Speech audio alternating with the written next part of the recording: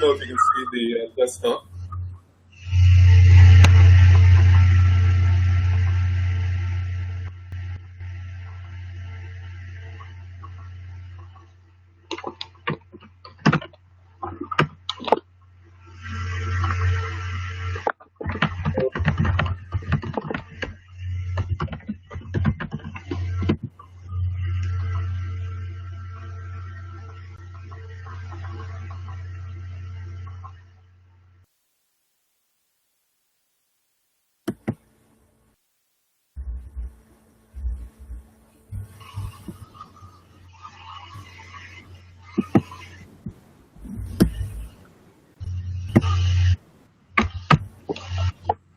Yeah, so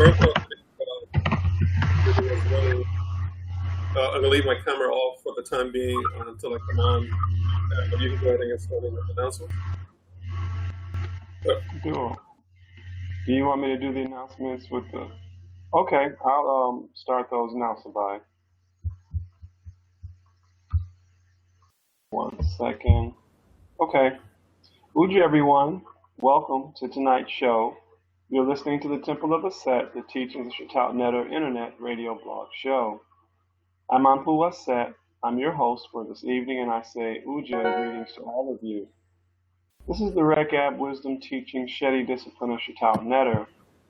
What will be shared tonight are the ancient philosophical and religious teachings from ancient Kemet, which lead to transformation of the heart, which is the soul. Priests and priestesses of the temple, and right now, Sabai Ma Dr. Moada Ashby, is presenting teachings which, when practiced, transform the heart. This transformation is one from mortal consciousness to eternal consciousness, from animal consciousness to spiritual consciousness, from consciousness of the physical body and mundane reality to consciousness of the body of light called the Aku, based upon the ancient African Kemetic tradition known as Shatat Netter. This show has been developed as a means to assist you with Nettarian practices which open the way to this mental transformation. Tonight we continue a new series of lectures presented by Sabai Ma, Dr. Moada Ashby, discussing his newly released book, Egyptian Book of the Dead, Hieroglyphic Translation, Understanding the Mystic Path to Enlightenment through Direct Readings of the Sacred Signs and Symbols of Ancient Egyptian Language, using specifically the trilinear deciphering method. This is week 7, or lesson 7, included with this new series of lectures. We believe you will enjoy what will be shared over the next several months as they lead up to both the trip to Kemet in October and also our Nettarian conference in December. So dua to all of you, which means adorations, which we also use to say thank you for joining us. And with that, we hope that you enjoy tonight's discourse. And with that, Sabai Ma, I turn the mic over to you. Attack.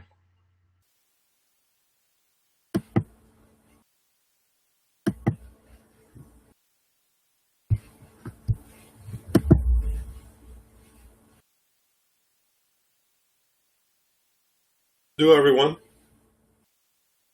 Thank you for joining the 7th class or lecture in the series of the Egyptian Book of the Dead, hieroglyphic translations using the trilinear method. Last time, I said that I wanted to start looking at some of the ritual uses of the hieroglyphic scripture. We will try to get to that by the end of this lecture. If not, we'll get to it next time. I want to start this lecture today with prayer, and then with a short parable.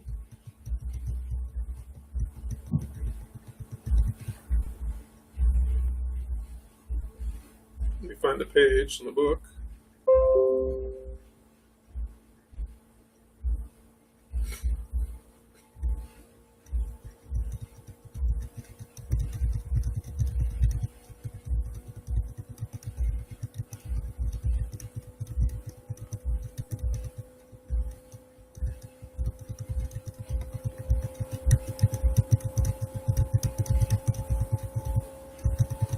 not scrolling very fast, but we'll get to it.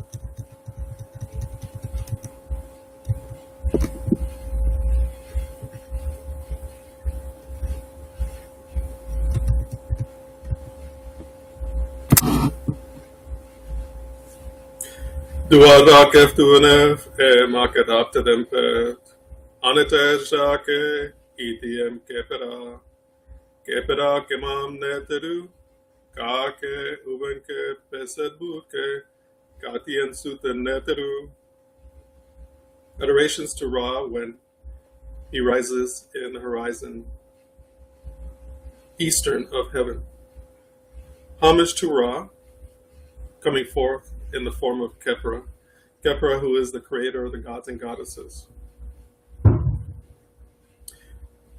He rises and shines, lighting up his mother, Nut, who is the sky,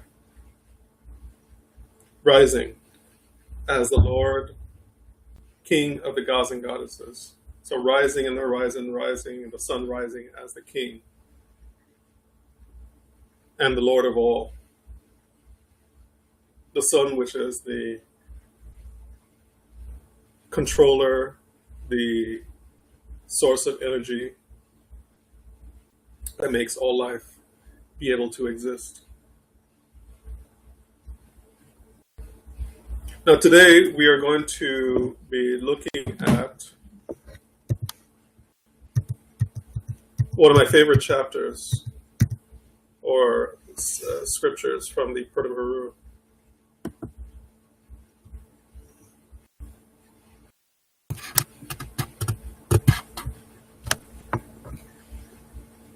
This is by our numbering system. Well, the traditional numbering system is chapter 175 of the Pert of Haru. And you know, I've explained before that the concept of chapters is a kind of Western concept.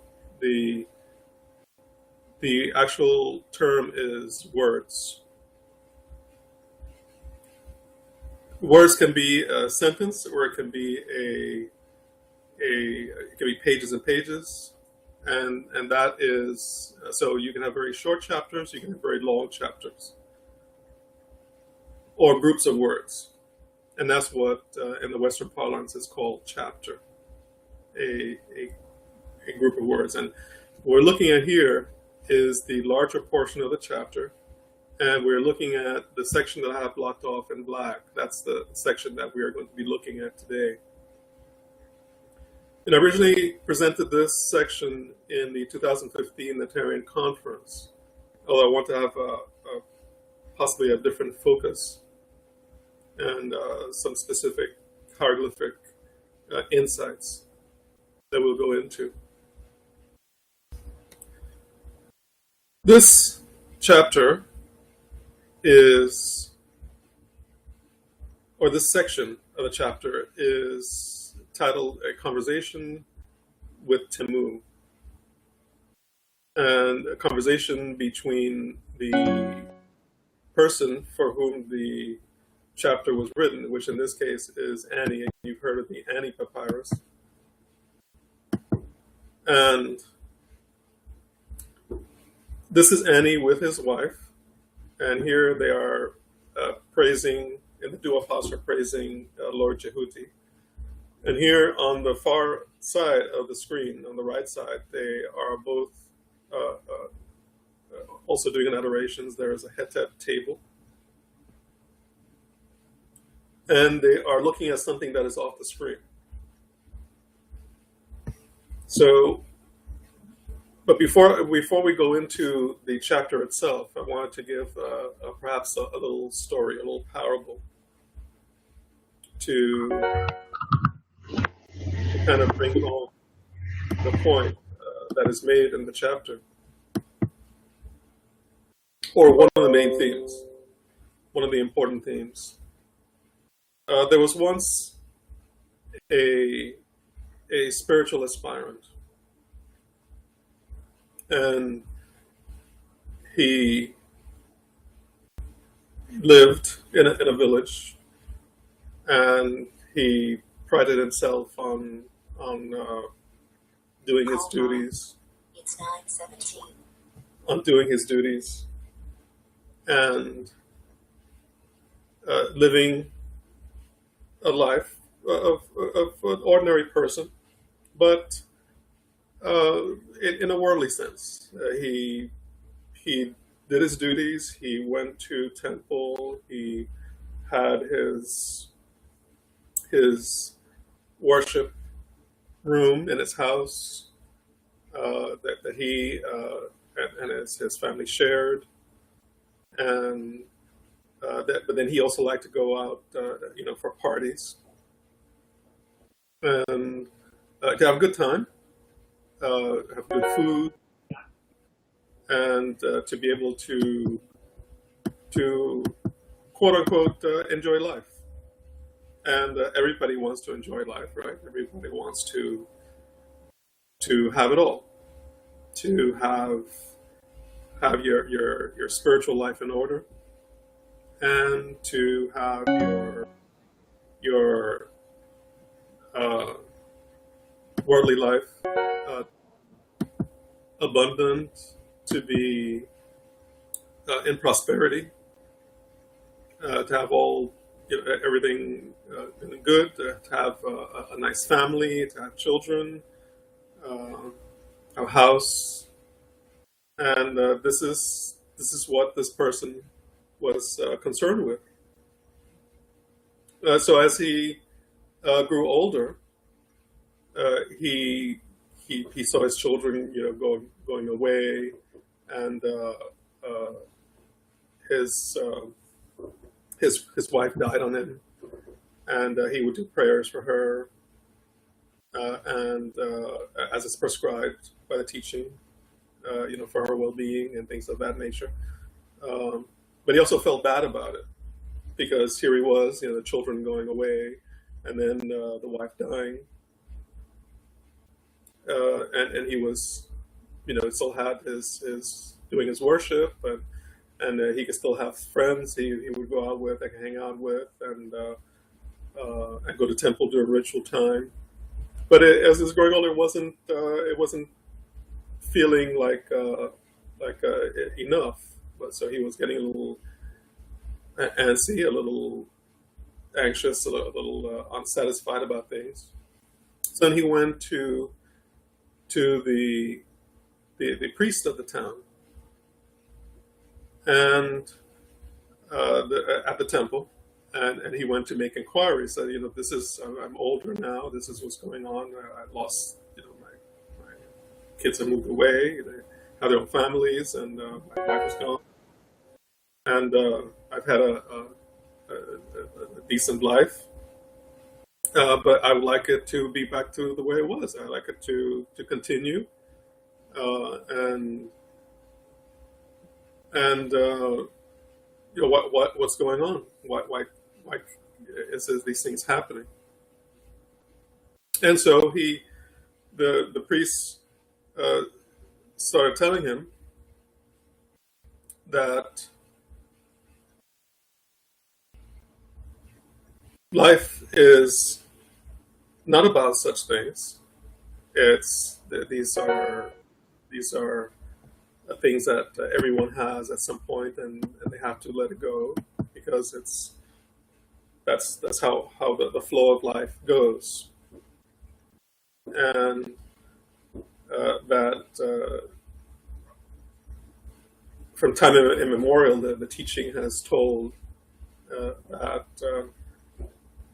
there is a higher purpose of life. And this is also reflected in the wisdom text, and I talked about this back in the conference as well. And this last one or the one before, the wisdom text, talking about the cause of incarnation is in the heart. And so the priest started trying to explain this, and said, yeah, but I want life. I want to have my family back. I want to have everything stay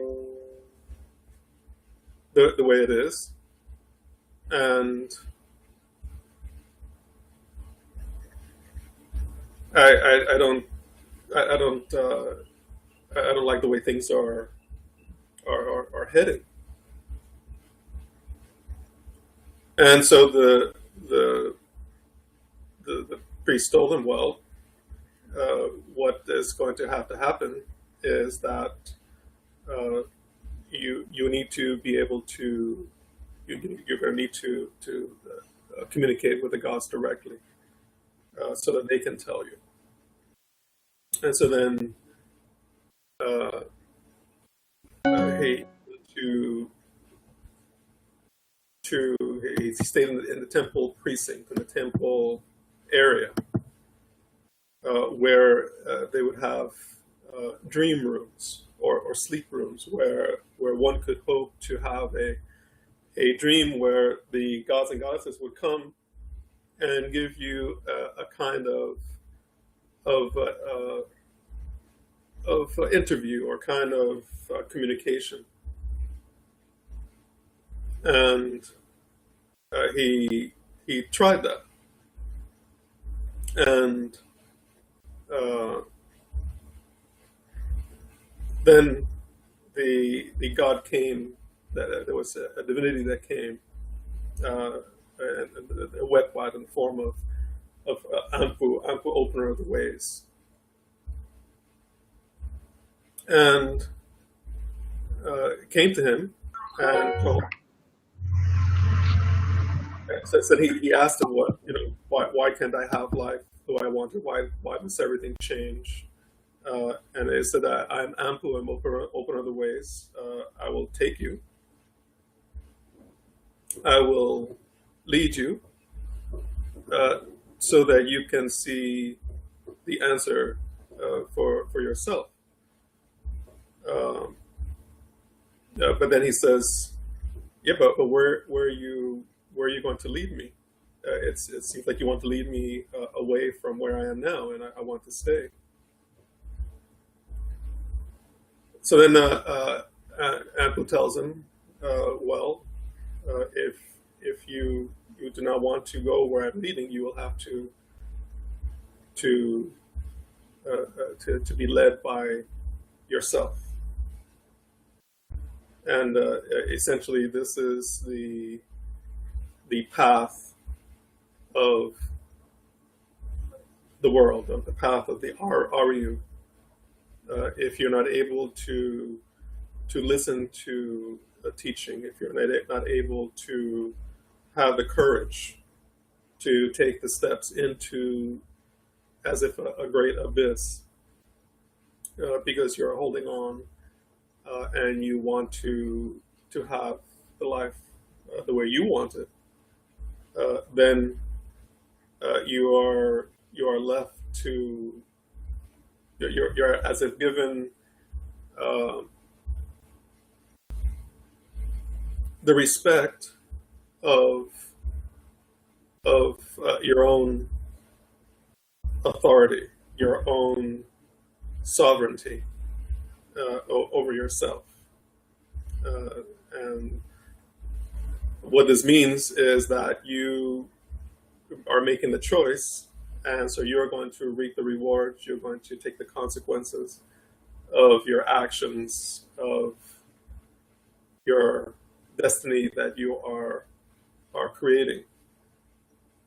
Otherwise, if you take the hand of the divinity, whichever divinity comes, you are making that choice to surrender or to give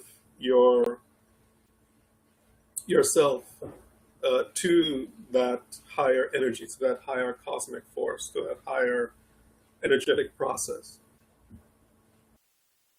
So you're either guided by your own egoistic heart, or you're guided by your higher intellect, your purified heart, as it were.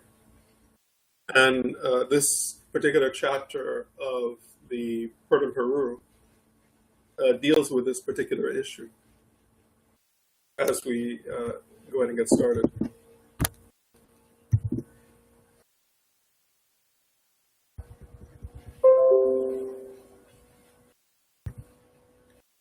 Meduje in Asar Ani A Temu Ashest Hu. These words are spoken by Asar Ani. Ani exclaims, "Hey, Lord Temu, what is going on here?"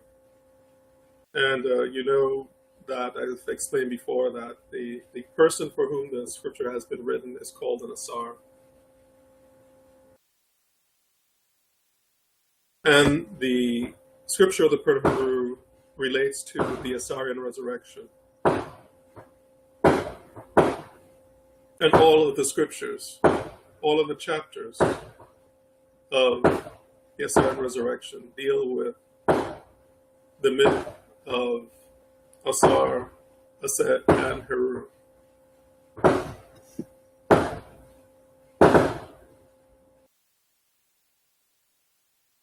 So verse 2, 2.1. Shaz'a erzet, iuget, an muzet, an nafuzet, mechti. So following along from 1.3, what is going on here? So this is Annie who is now in the astral plane, and he is doing what was in the parable, the same things in the parable, where he is going to meet a divinity in the astral plane. And that divinity happens to be Ratem, or Temu, or Atum. They're all the same. Yes, they're referred to differently in different scriptures. So he's coming to this astral plane and he's asking Lord Temu, hey, what is going on here? 2.3, what is this place that I have come to? I arrived here, but I don't see any water or air, and the depth of this place. Now verse 3. Sepsen, kektuti, sepsen, heti, sepsen, anti, im ze'im. This place is twice the depth that I expected. It seems vast. And Temu responds, living in this place is not like the physical realm where you came from. Being here is sustained by means of, in verse 4.1, hetep ab, an iu, gert, an, aritu, dejem mitu, imze. So it's sustained by contentment. Also, here in this realm, there are no sexual pleasures in it. So, right off the bat, we're being told that this Naani is, he's lived life on the physical plane, and now he's coming to the astral plane, and he is realizing that, you can look up in the sky at night and you can see how vast the universe is, the physical universe. And lo and behold, the realm of mind is twice as vast, twice the darkness, twice as boundless. And you are not sustained by, since you're not in a physical plane, you're not sustained by physical things. At least not by gross physical things, because the astral plane is also a physical plane, but it's a subtle physical plane. So you're not going to be living on gross things. And this gives insight into the nature of offerings. When you make an offering in a ritual, you may offer physical bread, for instance. But and what you're trying to do is you're making a physical offering. You're attracting positive physical energies, but also in that offering there are there's a subtle aspect of that physical object also. There's the smell of it. There's the appearance of it, the physical appearance of it. These are all subtler aspects. The image of it, and those subtle aspects attract subtler divinities, subtler energies, life forces, and cosmic forces. And there are also even subtler aspects. The subtler aspects relate to nonverbal feelings that you have related to it that attract even a higher. So in a devotional ritual that you're really having a deep devotional feeling, that also has a deeper effect on the divine. So the divine is going to be attracted to the ritual, to the offering. But of course, if your offering is not pure, if it is tainted by gross feelings and desires, then you're going to, what you attract is also going to be tainted. And in the parable, you saw how the attraction attracted Ampu, who could have led him to see a greater reality. But since he was tainted, he refused, and so Ampu let him, go on his way and be with his own devices. And so Annie is coming here not as that kind of personality; he's coming here as a purified personality, and he just needs some clarification so that he can start to move more clearly and more purely on the spiritual path that he's already on. So Ratem is instructing him so far that life in the astral plane does not exist on those things. Does not exist on food, does not exist on water, does not exist on sexuality, or by extension, physical pleasures. Pleasures from eating, or if after you've been in a cold environment, say, where you can get inside and take a nice warm bath, a nice chocolate, and feel how it goes down your throat, sit by a nice warm fire, or the other way, if you're in a hot environment, you want to go and jump in a pool and it feels nice and cool. All those physical types of pleasures, or other kinds of pleasures where you have children and they get good grades and they make you feel good about yourself and that you're a good parent or that you're a good person because you helped. All these are physical things that make you feel good. And by extension also the Nejemi too, the sexual pleasures relate to pleasures of duality, pleasures that come from being or feeling or existing in a realm of duality where you are dual, where you are yourself involved in a realm with things other than yourself. So with other people, with people that you call your family, people you don't call your family, with animals, with plants, with stars in the sky. So in the higher realms, you exist not by duality, by desiring things, by having pleasure as an individual when things happen to you. You exist by contentment. And in the state of contentment, you are content. You are full. You are complete.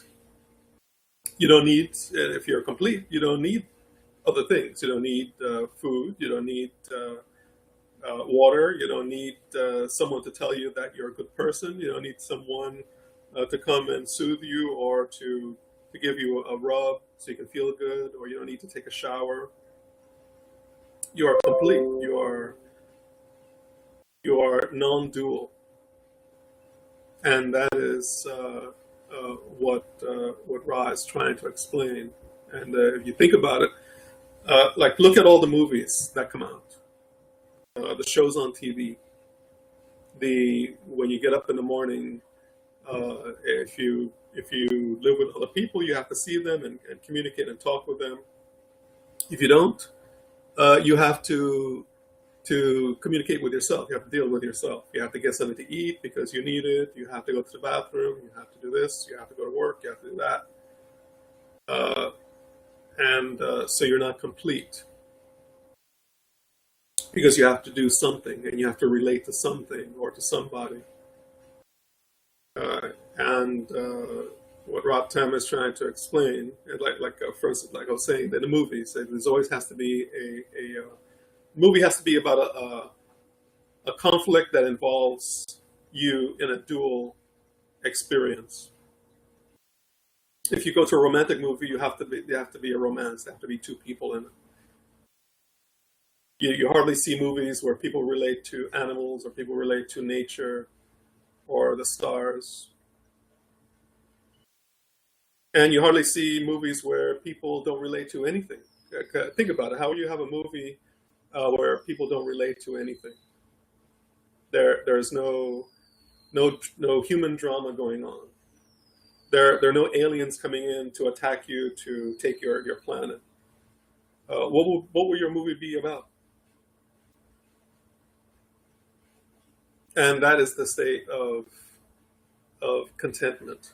And if you could have a state of contentment, even in your astral plane, which means your mind, then even as these things are going on in time and space, you could be in a state of hetep ab, peace of heart. And peace of heart means peace of mind, where the mind is not fluctuating, where the mind is not fluctuating in a way that causes opacity. You can have fluctuation of mind in such a way that there's so much fluctuation that it causes a obfuscation, shall we say. It causes a cloaking kind of effect. Because the thoughts become so thick and they're so impure and so strongly polarized and dual that you cannot see through them and you cannot see through to your higher self. And that is what Ratam is trying to explain, what he's getting at. And so Annie has come to this realm essentially pure, but he needs a little tweaking, a little bit of wisdom to get him through, to have complete clarity. And that is what Ratem is explaining. And so in this context, Ratem is his preceptor, but a preceptor in the astral plane. He's having communication with the Neteru, with the God. So verse 5, Erdi na aku em asui mu nafu hena. So now Ratem responded, and now Annie is speaking again. He's asking a question again.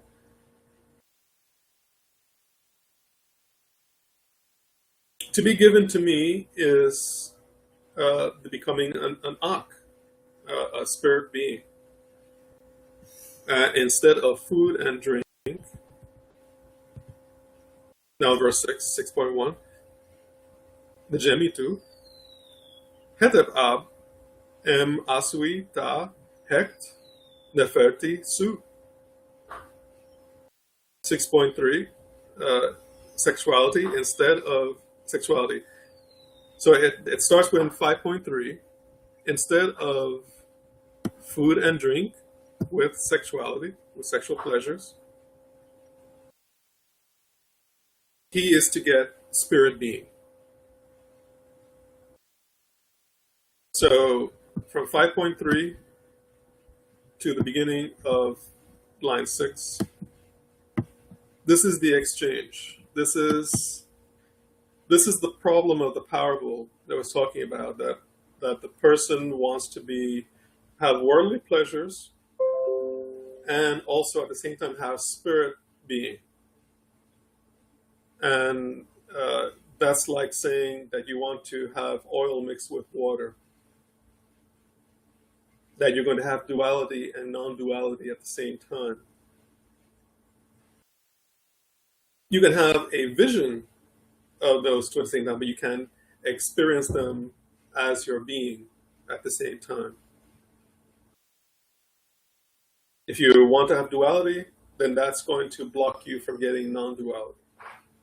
And so that's why it is told to people to control their urges, control their desires, and to not be getting involved in a lot of sexual liaisons and lots of dating and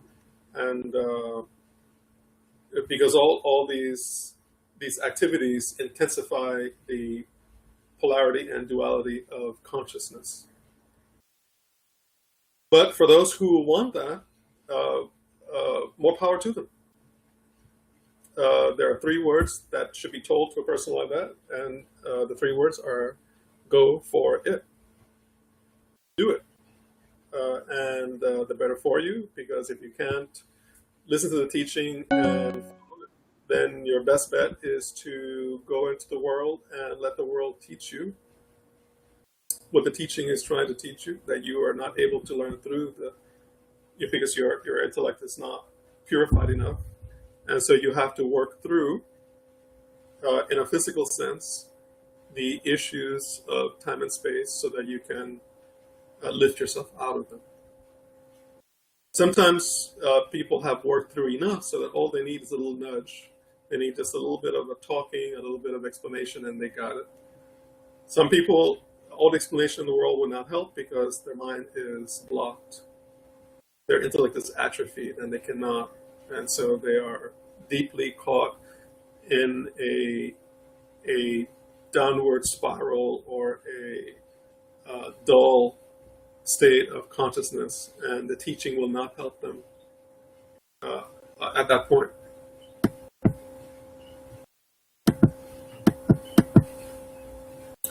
And so they have to work through because they don't deep down are not ready to let go of family or let go of the desires for sexual pleasures or for eating a nice chocolate, how it tastes, or doing drugs or whatever it is that they like to do. Go traveling. The career, some people love their career so much they don't want to leave it. It's so important to them. Even though they'll have to leave it at the end of life anyway. But and that itself should let you know how illusory it is. But people have grown. There's a lot of force in their RU that is pushing them to these things, and they have to honor that. Like a freight train that's going full speed can't stop on a dime. It takes miles for it to stop, and you have to honor the momentum. So verse 6.3,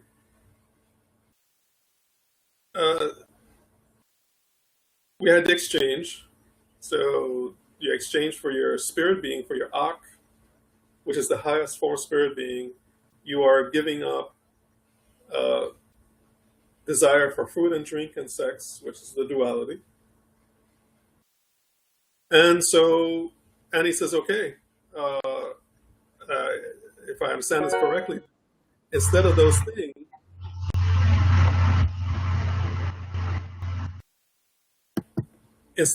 things,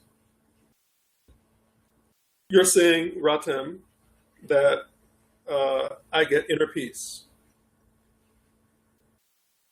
Instead of food and drink, I get inner peace, and this is a good thing. In fact, I will be better off. So So that this is any reasoning that these things are good, and they have a better outcome than, for instance, there's another parable about a gentleman who had a good life, and he enjoyed the pleasures of life. He wasn't so spiritually based, yeah, but he was getting older, and he realized he couldn't party as hard as he used to. And so one of his sons was a sage, and so he asked him, "Would you mind if we exchange lives? You're young, I'm old now. Can I have your years so I can live longer?" And since the son was a sage, he said, "Oh, I don't care. Yeah, I'm going to die now. In a year, I'm going to die in 100 years. This is all illusory. It's all death. Anyway, so yeah, take him. Take my years." So then the man took the years from the son, and he was rejuvenated. He became young again, and he lived. And then he got old again, and he still wanted to continue living on and on and on. So this gives you an idea that there's no end to the desires. It's like pouring gasoline on a fire. It helps it, blazes it more. And there's no satisfaction. There's no contentment.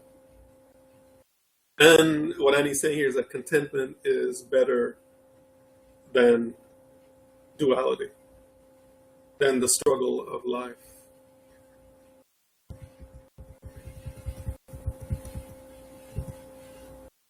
Verse 7, Temu ma herke angert ukedu agau ke. 7.3, Lord Temu's eyes, his spiritual vision, are in your face, and you will not be a sickly person, and you will not be deprived.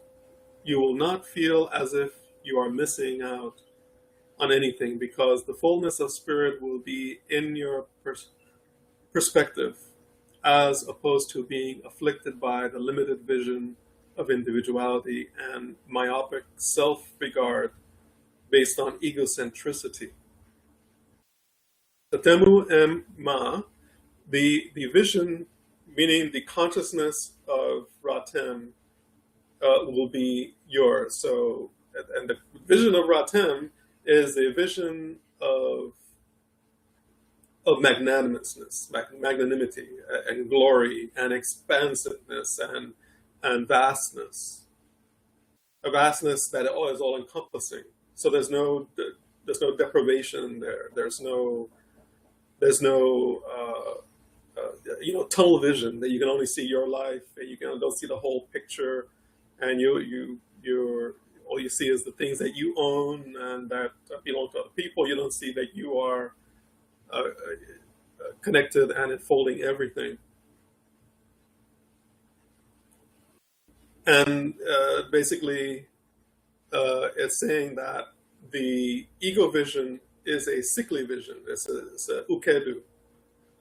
It is a kind of like a pustule. Like if you have a zit on your face, or a pustule of some gross thing, under your skin, an infection. That's the little vision. That's the ordinary human vision. And the vision of Temu is the vision of glory. And that is what has to be, that's what you're shooting for. That's what you're striving for.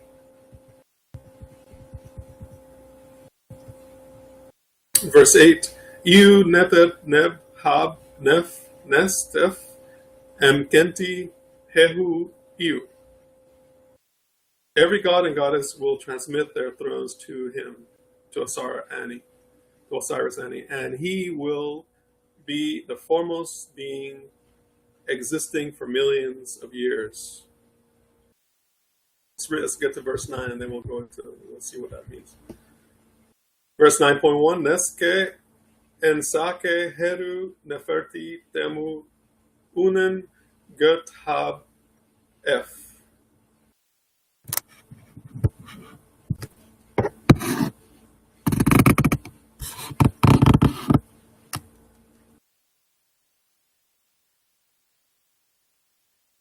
The thrones of 9.3, the thrones of your son Horus.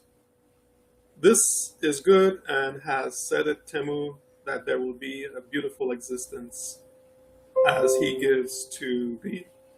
So what is being said now is that having this vision of Ratem and sloughing off the duality of life, now that affords you the capacity to be identified, to be identifying your personality as Heru, as Asar, because your son is Heru.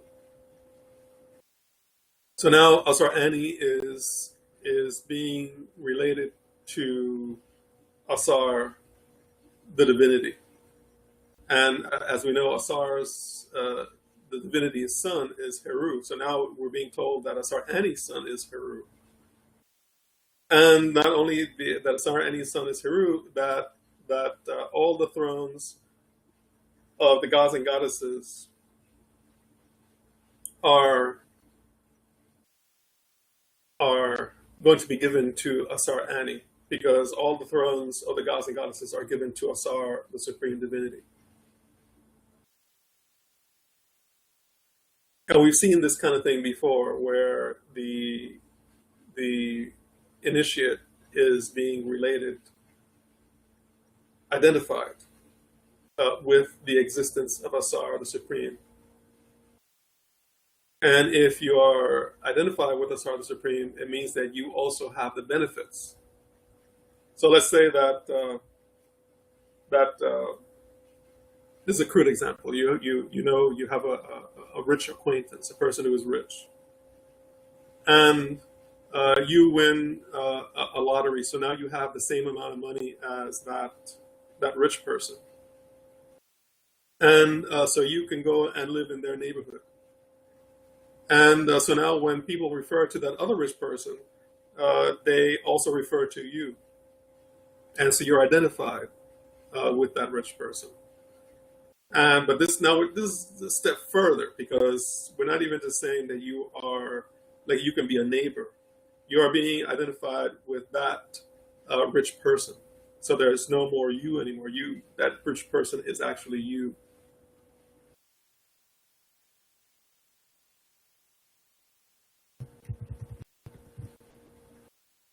Verse 10.1, Uru Euf Gert Hekaf Neske Euf Ed.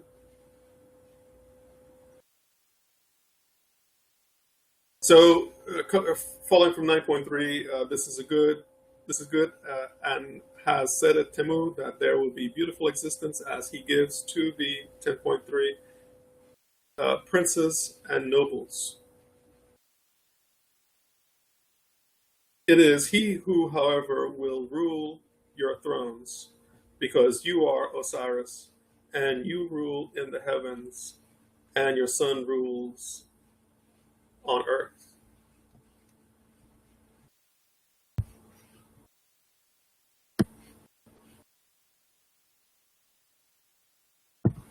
Sure, it's cutting off a little bit there. Let me try to expand it.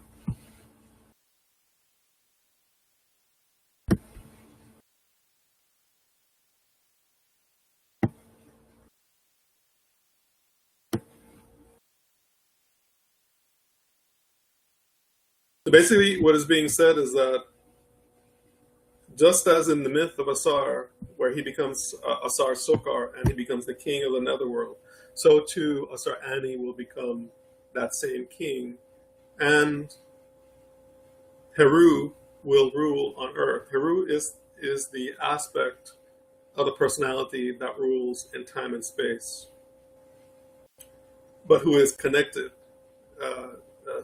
to, he resides on earth, but he's connected to heaven. And he's connected through Asar Sokar and to Ra. And this is the hawk trinity. Asar Heru is a hawk, Asar Sokar is a hawk, and Ra is also a hawk. That is the hawk trinity. And Heru is also the name of whoever is the pharaoh that is the Heru of that particular time and place. And Heru is like the emperor. And all of the kings and queens of the different nomes, their thrones are bowed to Heru. And so Heru, the aspect of a human being that is victorious against the forces of time and space, and who redeems the soul, that aspect is what rules on earth. And this is we're talking about the architecture of the enlightened human personality now. And your soul, enlightened, it resides in the astral plane, in the not just in the astral plane, but also in the nether regions, the Anrutef region, the center of creation, the Jed.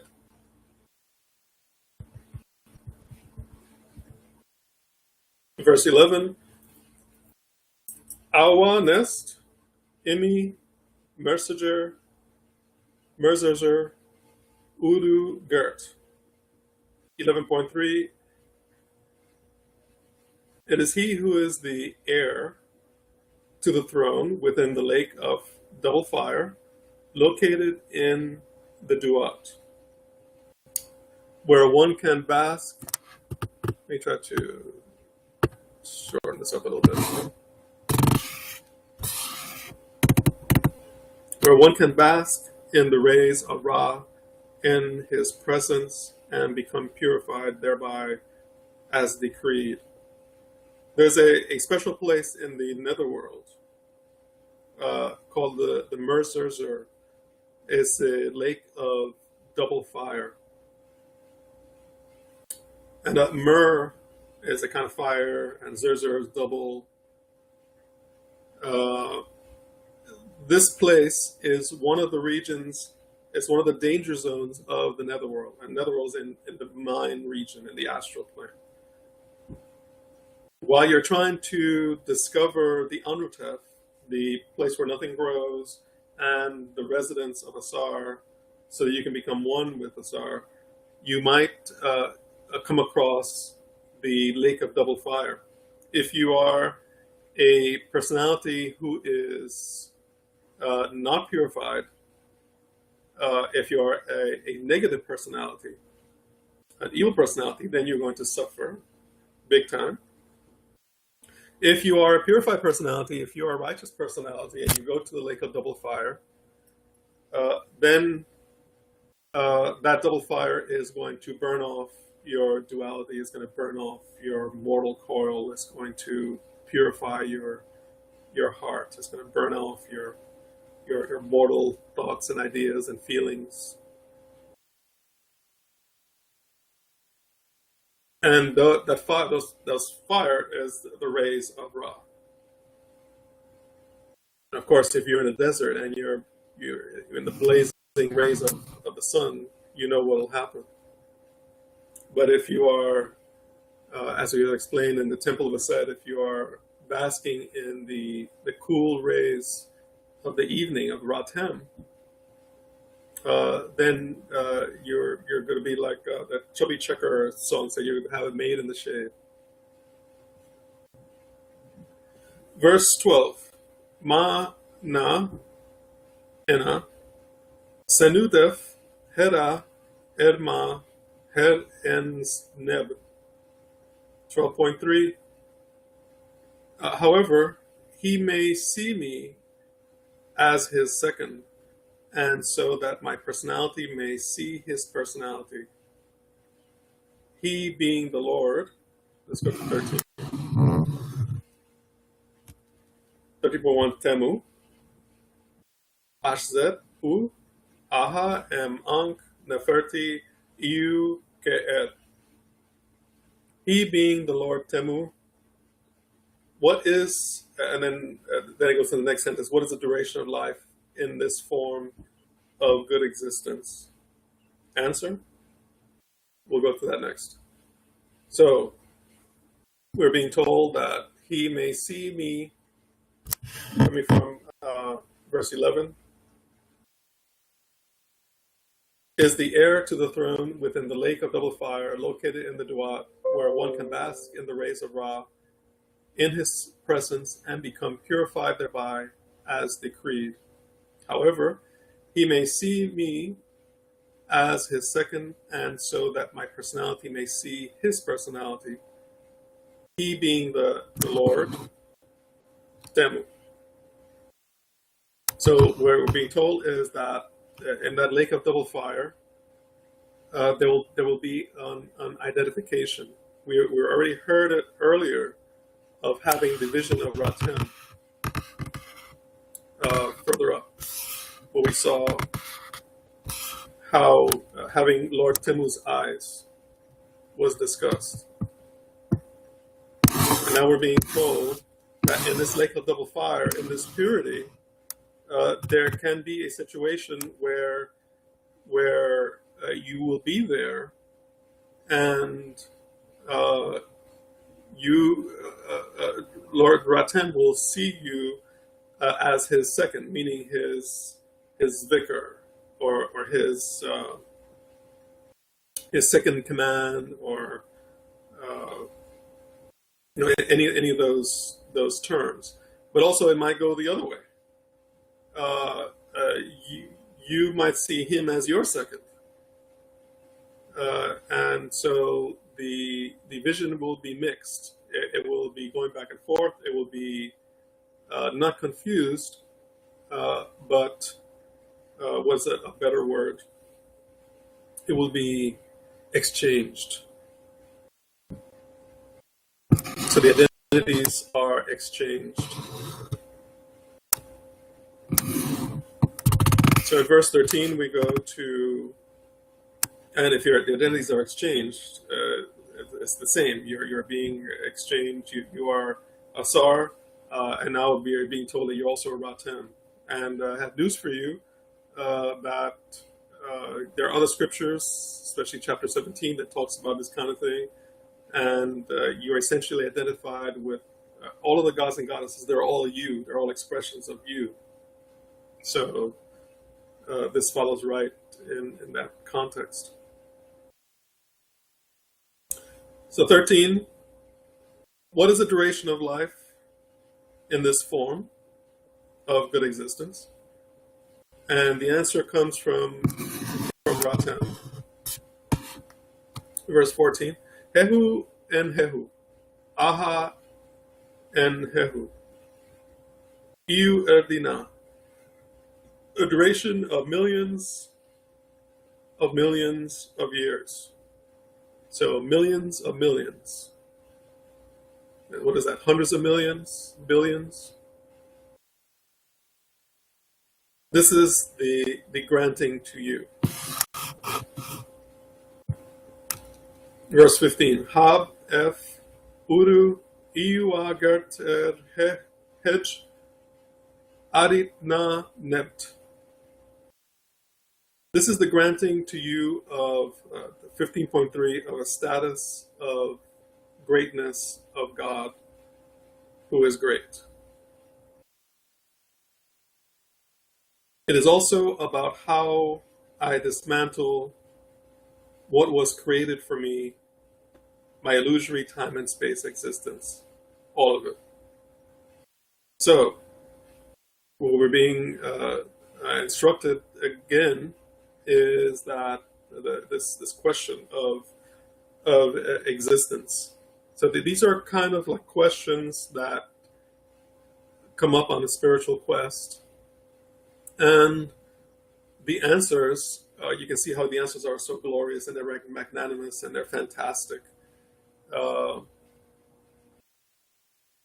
If you give up duality, you have uh, existence of millions of years, immortality. You have the vision of Temu. You have the identification with Asar. You have Heru, who is your your vicar, your standard bearer,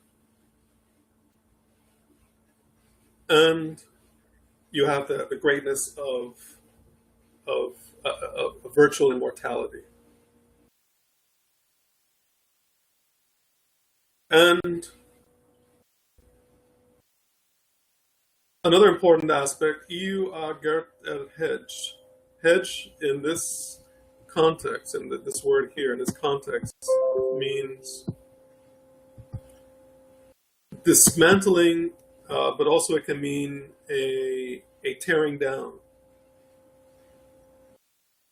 So you're tearing down the things that were created for you, meaning the duality, the whole construct of your existence, the whole construct of your psyche, of who you think you are, the things that you remember, the history that you have with your family or wherever you came from, all the things that you think are important in life, that you think you have to do, that you don't have to do, that you wish wouldn't happen. Your country is going to pot, you wish it wouldn't happen. Your country is resurging, it's a great place, and you're happy. All these are dualistic things that are constructed for you, for your existence, for your dual vision of life. And if you dismantle those, if you dismantle that matrix of duality that is composed of your Aryu, that all those feelings and thoughts that come up when you relate to someone, when you think about something, the things that you like, the things that you don't like, the things that you want to do, the things that you don't want to do, your vision of yourself as a human being itself, as a male, as a female, as a gender, as a bipedal being. Like, why couldn't you have 4 legs? Why can't you have 8 legs like a spider? And the force that holds all that together in you, even when you have a dream or when you wake up, you keep on holding on to. If you were to be able to dismantle that matrix of your consciousness that is constructing you into an ego personality, if you were able to deconstruct that, that is the mission of the philosophy, the mysteries, the ritual, the devotional direction of feeling towards the divine instead of towards worldly ideas or other people, or falling in love with your job, with your animals, with a beautiful vista, with the wonderful stars. All this is illusory, and it's a construction that you have fallen into, that's been constructed for you. Constructed by the creation, but also by your delusion. And really the delusion is really the important aspect, because the creation is innocent, and you're the one who are making it out to be something that is not. Verse 16.1, Iu ta pen ed ai em nunu em huhu mi tepief. 16.3, it is like when the earth, this one we stand on, came forth by means of Nunu, the primeval being, primeval God, who existed in the all-pervading, undifferentiated ocean of consciousness that gave rise to creation, and like unto itself.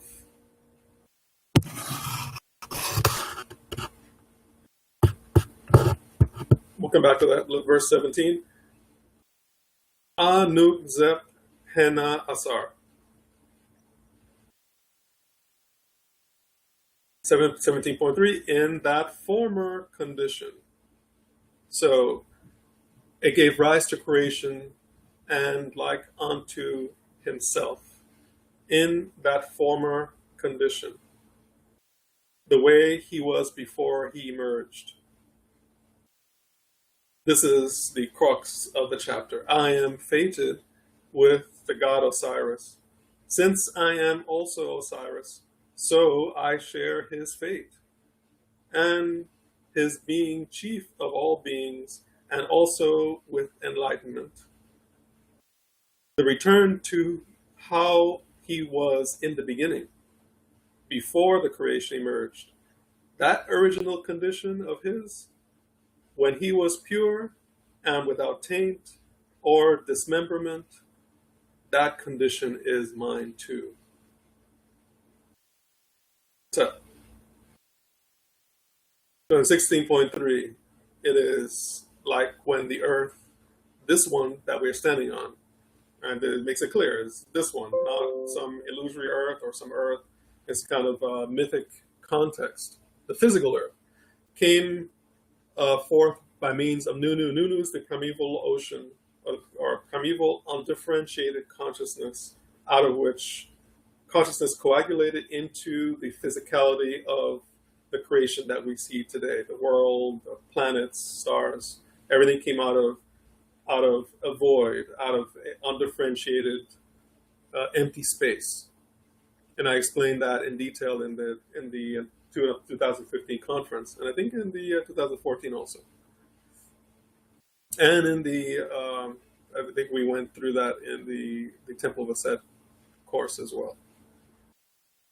That physicality comes from non-physicality. There is actually more power, creative energy in empty space, in so-called empty space, than there is in physical space that we see today. There is a dimension of energy and consciousness below the dimension of physical reality that is more powerful, and that could bring forth billions of universes.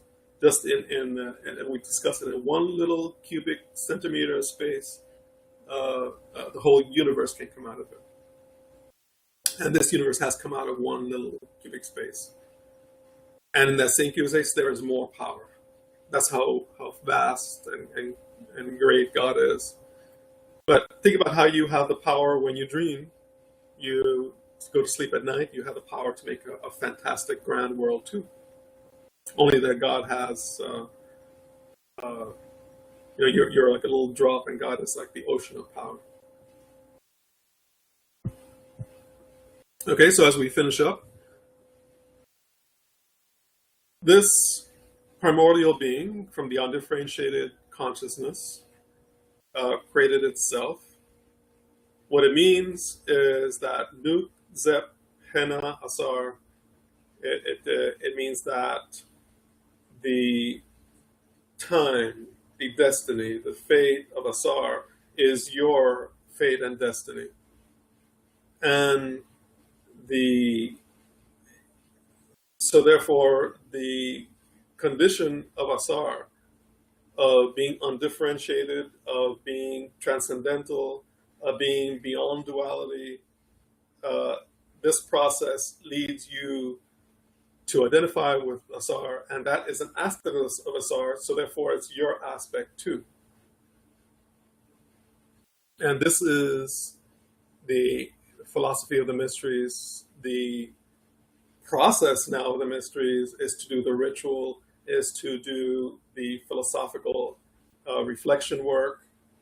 It's to live life in a detached and dispassionate manner, letting go of duality, little by little, every day, so that you lead yourself to a place of undifferentiated freedom from time and space. And therefore, when that happens, you become the redeemed Asar, and Heru, who is the aspect of your personality, who is the redeemer, who is the one who is doing the valiant fight in time and space, because Asar is not here.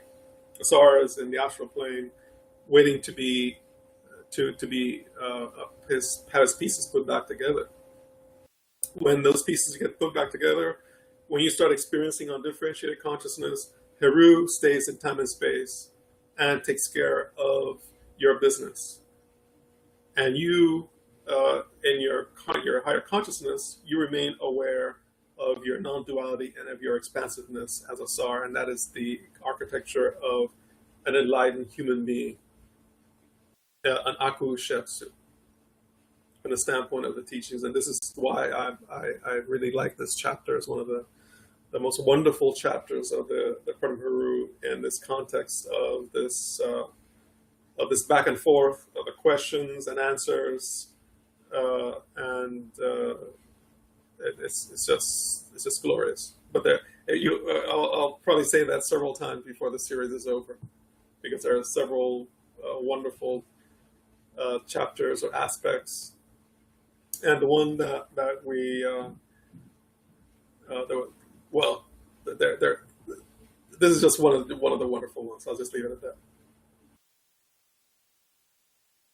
So may everyone have this glorious conversation with Ratem, and may you discover your fate with Asar, and may Heru rule your life for you. Om Hatep, Hatep, Hatep.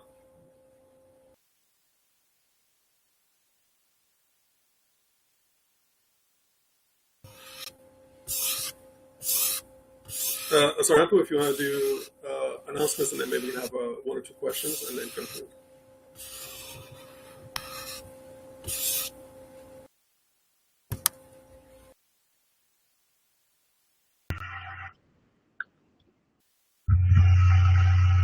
Puja, do us a bye for that discourse about such a wonderful conversation. It leaves me speechless, but desirous of that type of conversation. So I say do it to you, and for the Netaru in providing and making this forum go in such a way that it has allowed us to truly benefit, from it. So do us a bye. The announcements for tonight, July 2nd, 2016. For those of you not aware and new to joining us, Chatat Netter is the ancient philosophy and mythic spiritual culture that gave rise to the ancient Egyptian civilization. It's been established that the ancient Egyptians were African peoples who lived in the northeastern quadrant of the continent of Africa. They were descendants of the Nubians, who had themselves originated from farther south into the heart of Africa, the Great Lakes region, the sources of the Nile River. They created a vast civilization and culture earlier than any other society in known history, and organized a nation that was based on the concepts of balance and order, as well as spiritual enlightenment. These African people called their land Kemet.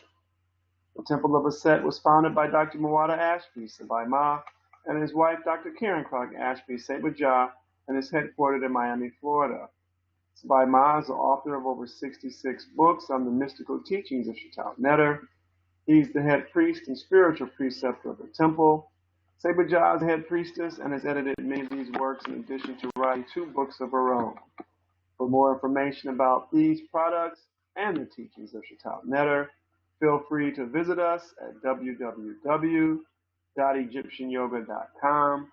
Again, that's www.egyptianyoga.com.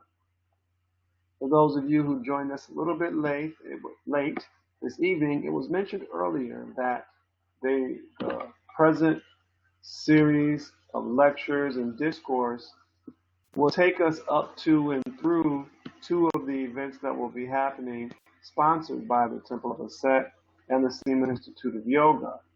The first event that will be coming up will be a trip to Kemet, dated October 1st through October 10th. This will be an approximate 10-day, 1-week seminar, including visits to 3 cities and 4 major temples, an evening with, of course, evening lectures and meditations on the mystery teachings of the Asarian resurrection. The cost will be approximately $1,950, including air from New York City. So those of you who would like to participate in this trip, feel free to look at our website again at www.egyptianyoga.com, and more information and more specific information about this trip is presented there. Be aware and advised that the teachings that are presented in this lecture series will augment and supplement and prepare one for that trip. The second announcement is our annual conference that we have every December. This year, it will be December 29th, 2016 through January 1st, 2017. The theme for the conference is the mysteries of Ma'at philosophy in the scriptures of the Pert and Heru. Mysteries of Ma'at philosophy in the scriptures of the Pert and Heru. This series of lectures, as they are lectures coming from the Pert and Heru, will also lead up to and augment, or lead us up to and prepare us for the teachings that will be presented at the conference December 29th in Atlanta, Georgia.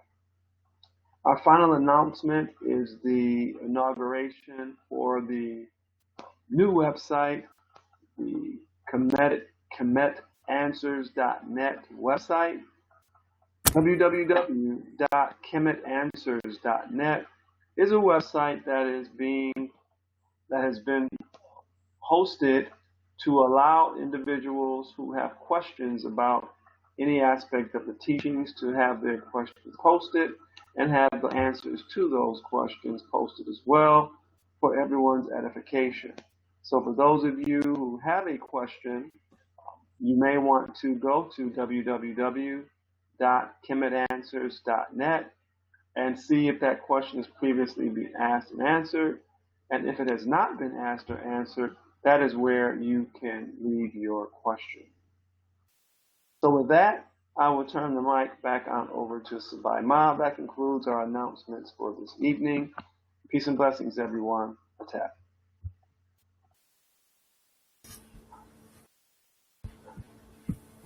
Uja, just a couple of announcements of my own, I guess.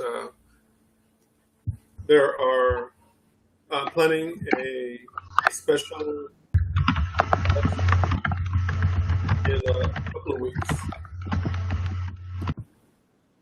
It's going to be related to the Kemetic New Year and a special lecture based on the goddess Aset and the expansion of the program of the temple of Aset. And so hopefully an announcement will be coming on that soon, trying to make arrangements for that now. And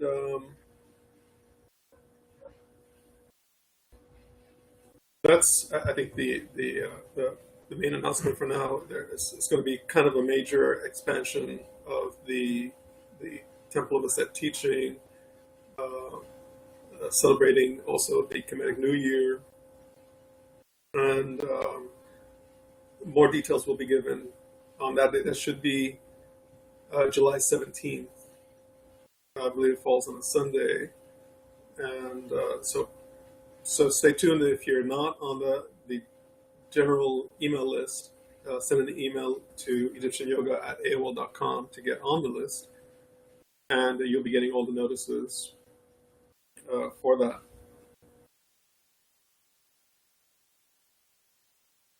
Yeah, if there are any, take a couple questions. It's getting a little late now.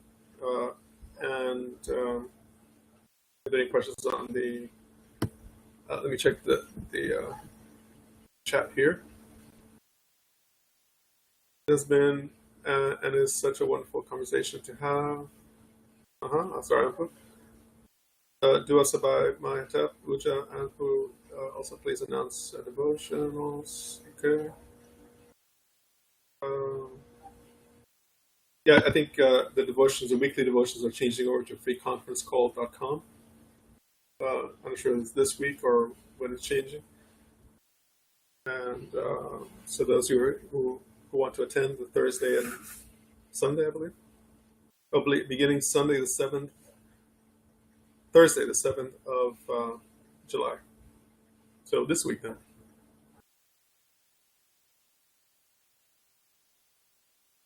So we can make a change in the email notices. Okay, Uta Sarama, when having canoe nefer, how does one not get pleasure in the process? That's a good question, because we talked about pleasure, right? We talked about not having pleasures that intensify egoism and duality, if you recall, that's what I said.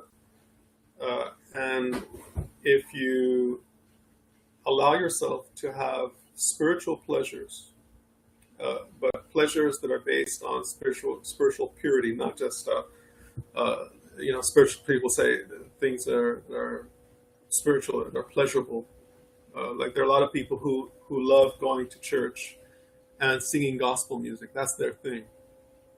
And they get a high off of that. Or they may even have an orgasm from that. From the actual physical practice.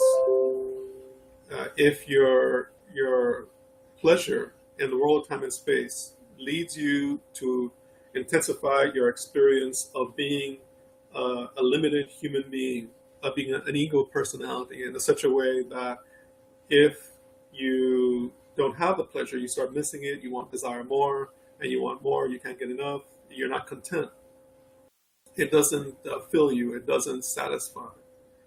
A true pleasure, a higher pleasure, is one that satisfies. And if you develop, if you allow yourself to do the process that we discussed during the lecture, allowing yourself to day by day become more dispassionate and more about beautiful scene of nature, or about the wonderful stars, about your children who are growing up and they may do a good thing, and you start to become dispassionate about all those things. You start to discover a kind of fullness within, a kind of completeness that nothing externally can satisfy or fill. At that point, if you come to the fullness of that, then the thrones of all those cosmic forces that are controlling those outer things, they start bowing to you. And what that means is that the good or bad things of the world, they start bowing to you. They're like, you're not running after them, you're not their slave anymore. They're like rivers that go into the ocean.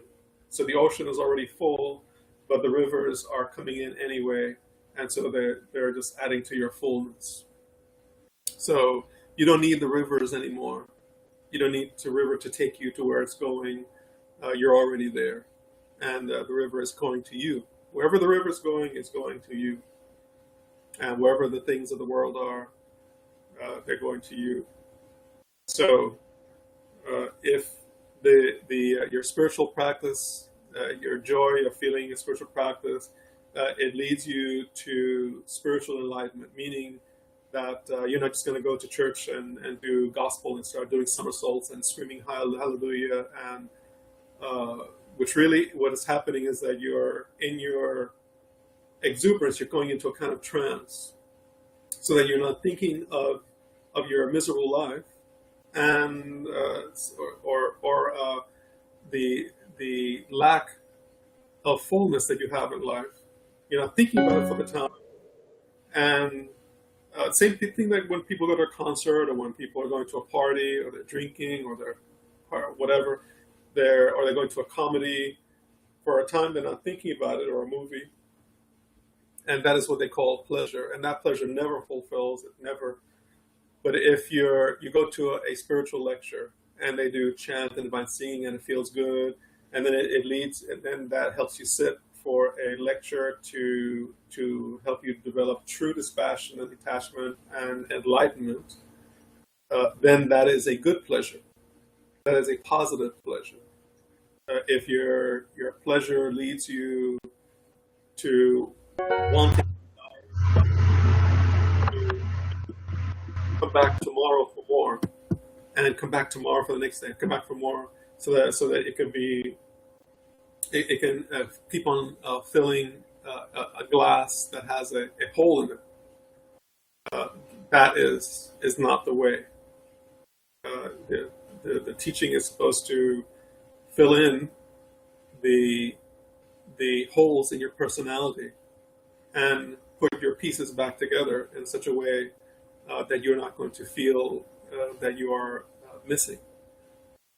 And if your religion does not do that, then your religion is only a partial religion. It's not full religion. Okay. Sebama, Yes, go ahead. may I add? Go ahead, sure. Puja, everyone. Let me just go back. So the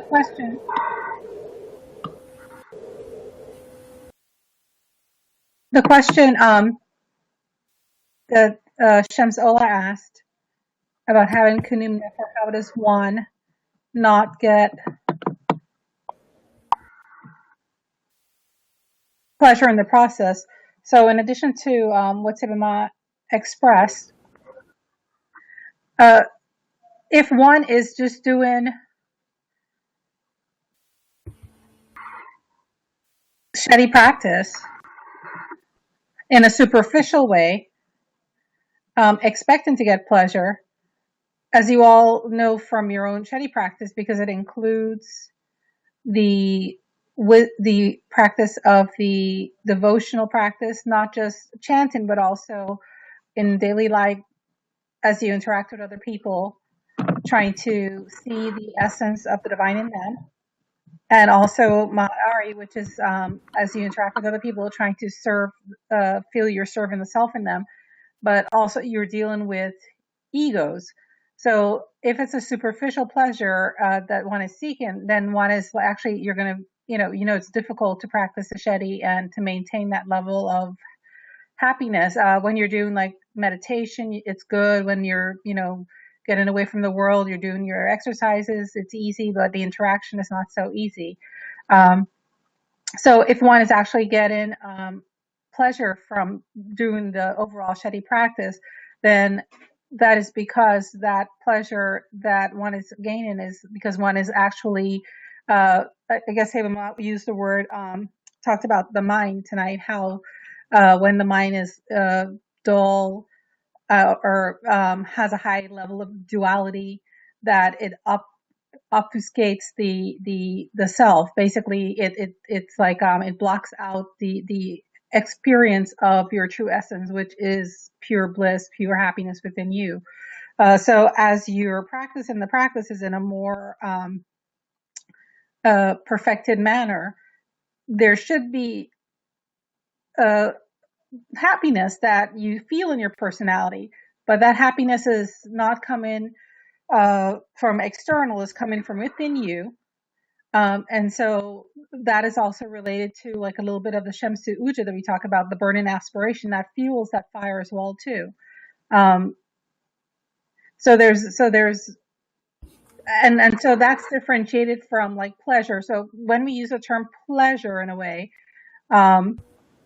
we like relate pleasure to more like the time and space experiences, doing things or having experiences in the world with the sense that those things are going to make you happy. So that type of pleasure, and one may start out in the spiritual practices with that type of mindset, that if I do these things, I'm going to be happy. But, quickly, the mind starts to show itself, the ego starts to come out, and there's frustration, there's anger, and people get very frustrated. And then they leave the teachings because they think the teachings did not give them pleasure as it was supposed to do. Instead, they started to do the teachings and their life got worse. They're experiencing more challenges, more difficulty. So not everyone gets pleasure from the practices. If you are getting pleasure, as I said, realize that it's coming from touching that deeper aspect of your essence. And then it's not really pleasure so much as you're your true essence flowing out to you.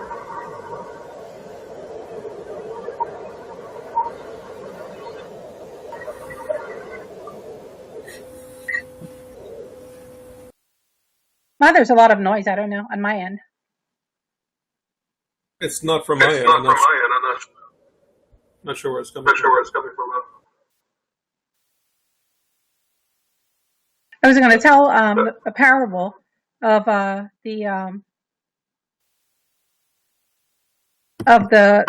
devotees that would go to the temple in the morning to as part of their Shetty practice to worship.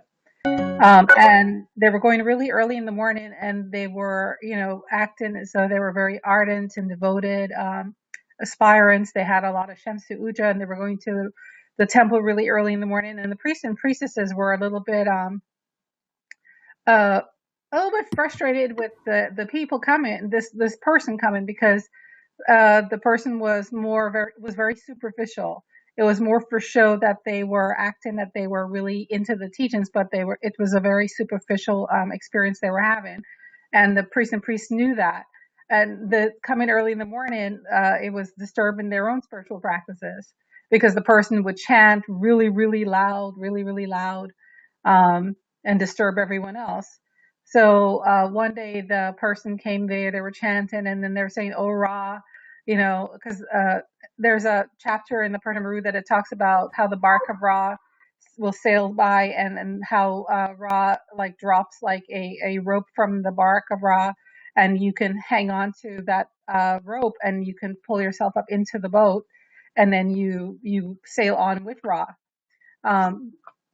So the priests and priestesses came up with a plan, and they said, the next morning when the person came and started chanting, "Oh Ra, if only I could be with you in your bark. I want to be with you. I want to attain Nahast enlightenment." So the priest stood behind the statue of Ra, and in a deep voice said, "This is Ra. I've heard your prayer, and I will grant your prayer. Tomorrow morning I will sail the bark down here, and you'll be able to get into the bark with me, and we'll be able to sail on with me, and leaving all your family behind, and leaving all this world that you say you hate behind. And this will bring you the greatest joy ever." So upon hearing that, the aspirant got into a little state of panic, because the aspirant wasn't really expecting that. The aspiration was not really sincere. It was sincere to a certain level, but it was a superficial level, because everyone in the community thought this person was so pious. And so the devotee all of a sudden started saying, "Oh, I can't come tomorrow because my spouse has this thing, and I have to help them with it. And my son is getting married, and I have to next week, and I have to prepare for the wedding." And everything that all these excuses came up as to why this devotee could not get into the boat. And so the point of that I was trying to make relative to Shams Ola's question is that not everybody experiences that kind of pleasure from doing the Shetty discipline. So if one actually is having a positive experience from doing the Shetty disciplines, that's something otherworldly, I guess I would say. It's something different. It's not in the same nature that that you get from going to the beach or to be happy, or someone coming to visit you to be happy, or getting married to be happy. And if you are thinking of it in that way, if you're thinking of it as something you have to do to be happy, then you realize that you're thinking of it incorrectly, as opposed to thinking of it as the reason I'm experiencing this pleasure when I'm doing these disciplines is because it's allowing me to tap into my own inner essence, and therefore the pleasure, the joy I'm feeling is coming from my own true self. And then in that way, it's good to feel it. So a lot of aspirants, don't specifically find, do Shetty, but are not ready to get into the bark of Ra at any time, because they still want to and need to live in the world of time and space, and experience the more the lower pleasures of the mind and senses, even though they're striving towards that situation of getting into the bark of Ra, and that is because getting into the bark of Ra implies like that ultimate detachment from the world of time and space. And detachment is often seen as something negative, rather than understanding it as as what Simama talks about tonight, as a, an experience of fullness. An experience, that's what detachment means. It means just being really, really full in oneself. So there's nothing to feel bad that one is leaving or leaving anything behind.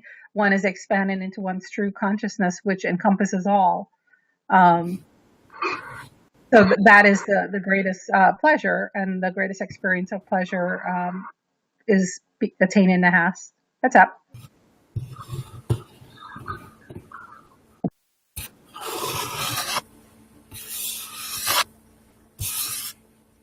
Or one last thing, sorry, who has a question here or a comment about the Hawk Trinity that I was talking about. And this is something that I have discussed, I believe, off and on over the years, and I think in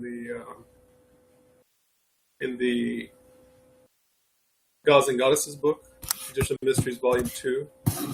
I think I might have I placed the image in there. I don't have it here handy. I was looking for it before. I don't have it handy. But it is the conception or realization that these three aspects of spirit are the male aspects. That there's a goddess aspect also, or aspects of the personality. We're just talking about this particular trinity that forms a kind of avian quality of the spirit, because the male refers to spirit in the context of the teaching. The female relates to body or to vehicle or to the manner of manifestation in time and space and through creation. So the male spirit aspect is related as an avian element or an avian cosmic force. And there are two aspects that relate to the high and low, and they relate to number. Harakti, in this context, Ra, or the midday sun, is the aspect of spirit that is the high, or the aspect that is the subtle in creation. And Heru is the aspect that relates to manifestation in time and space, Earth. And then there's another aspect that is Asar Sokar, and Asar Sokar is the aspect of the within, shall we say? So you have the Ra, who is the aspect of the high or the subtle time and space. Heru, who relates to the gross, or a kind of rulership over the gross, which is really what it is. And Ra is the rulership over the high, which is the subtle aspect of creation. And then Asar Sokar is the aspect of the within. So you have and within meaning the internal aspect of the soul, of being. So from that aspect, you have a duality that comes out, a duality in the physical, a duality of the subtle, Ra and Heru, and then you have Asar Sokar. So in this trinity, you have the experience of the inner, and you have the experience of the physical. Then you have the experience of the subtle, and so there's a lot more to it, but that's what it's relating to. And so these are in a sense aspects of or male aspects of the personality that need to be all kind of straight or in an alignment to have sanity, to have purity of awareness of self, and the female aspect. Um, you have Nebuchadnezzar, who relates to your physical. You have Aset, who relates to your mind, to your higher intellect. And then you have Net, the goddess Net, who relates to the high. So you have as if three mothers and three fathers in a sense also, and that relates to your physical. The head relates to your physical mother, and you also have a kind of physical father in this context also. You have and those are your biologicals, your biological father, your biological mother, but also then you have your higher father and mother, and then your higher father and mother, which is your spirit. So you have higher father and mother, who is your astral plane, and your physical plane, astral plane, and the subtler, the causal plane as well. So there's more to it than that, but that's and that relates to aspects of the personality, the psychospiritual consciousness centers, the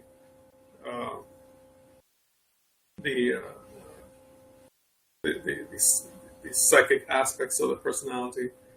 But there's a lot more to it than that, but that's what it's relating to.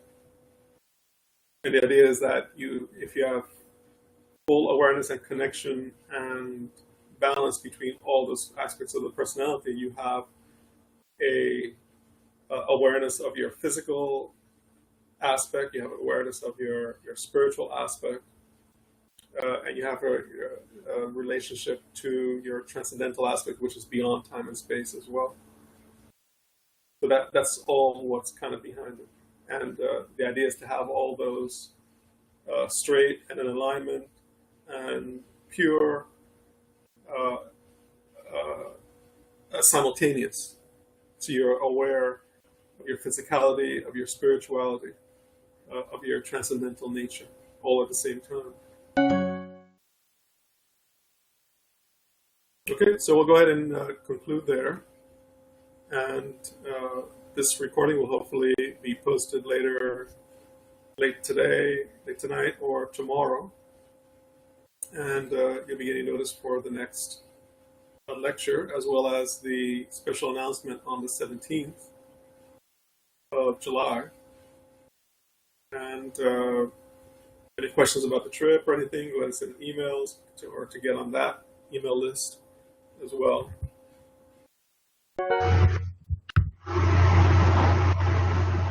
Okay.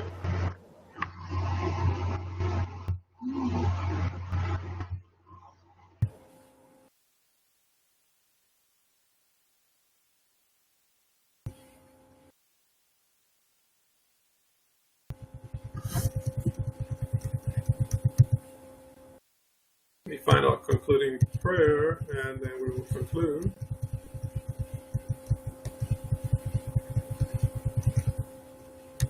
I just passed it.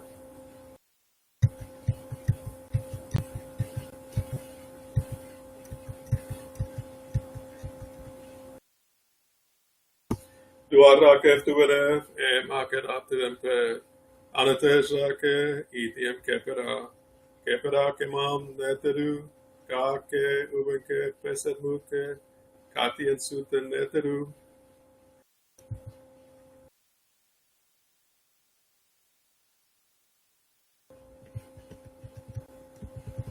Otepti Nesunetera, Tampu, Wepwat Nepta, Deset, Berkeru, Kakapet, Sineterari, Makeru. Offering is given to the Supreme Divinity, Anubis, Upwat, Lord of the Sacred Land, spoken offering of 1,000 of beef, 1,000 of geese. Doing this makes one true of speech. Oh, patap, patap, patap. Do everyone.